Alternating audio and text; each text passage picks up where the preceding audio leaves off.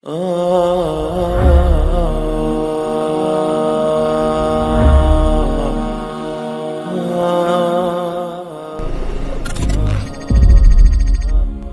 diragukan lagi bahwa tujuan utama diciptakan manusia adalah untuk mentauhidkan Tuhannya, menyembahnya tanpa menduakannya dengan sesuatu apapun, beribadah dengan peribadahan yang benar, serta menghadirkan hati dalam keikhlasan.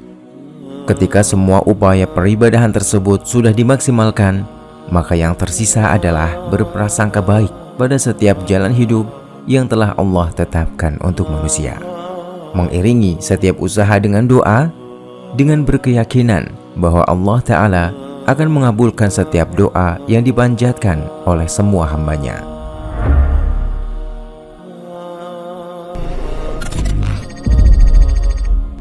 Dalam setiap ikhtiar dan amal ibadah, kita pun tidak bisa melakukannya sesuka hati. Karena bicara soal ibadah, jelas berbeda dengan amaliyah mubah yang tidak diniati ibadah sama sekali. Jangan menyepelekan atau meremehkan setiap amaliyah ibadah yang kita lakukan. Sebaliknya, kita harus berhati-hati. Sebab ibadah yang mubazir waktu dan materi sungguh hanya akan merugikan kita.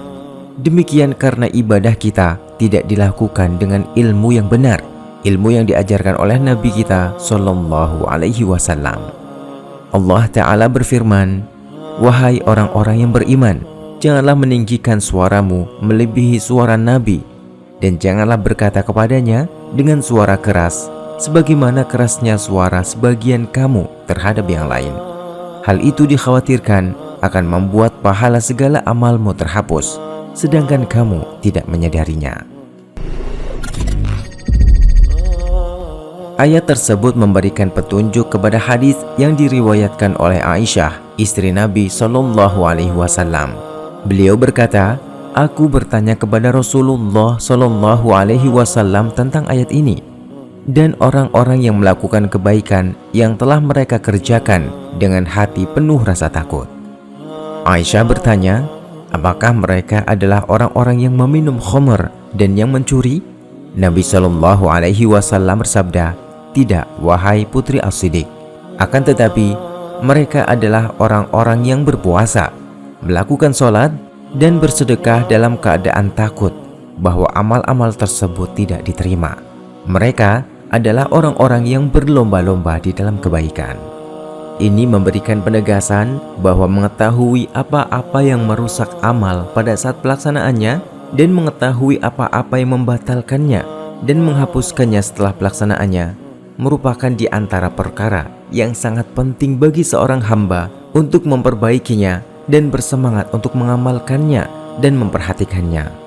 Jangan sebaliknya, betapa banyak kaum muslimin yang terlihat seperti acuh dengan bagaimana mereka beribadah, tidak memperhatikan dengan sungguh-sungguh tentang perkara agama, sehingga tidak bisa merasakan antara amaliyah ibadah yang memiliki tuntunan dengan amaliyah ibadah yang hanya bersumber pada tontonan tanpa dalil yang ilmiah.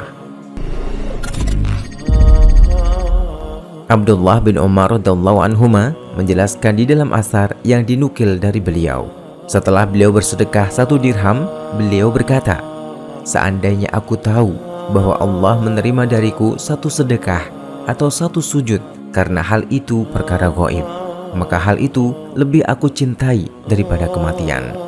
Lalu membaca ayat, "Sesungguhnya Allah hanya menerima amal dari orang-orang yang bertakwa." Maka sungguh tidak semestinya kita berbangga diri dengan amal ibadah kita, karena kita tidak tahu apakah amal ibadah kita diterima ataukah tidak. Yang terbaik dan mestinya kita lakukan adalah justru senantiasa berbenah diri, serta lebih berhati-hati pada setiap amaliyah yang kita menganggap bahwa itu adalah bagian dari ibadah. Waspadalah, karena hukum asal dari suatu ibadah adalah tertolak, kecuali ada dalil syar'i yang menjelaskan akan kebolehan atau disyariatkannya ibadah tersebut. Maka jika kita bahkan ragu akan keilmiahan dari suatu ibadah yang kita lakukan, berhentilah sejenak dan pelajari lagi, agar kita tidak mengamalkan suatu ibadah yang tidak ada tuntunannya dari Nabi Shallallahu Alaihi Wasallam.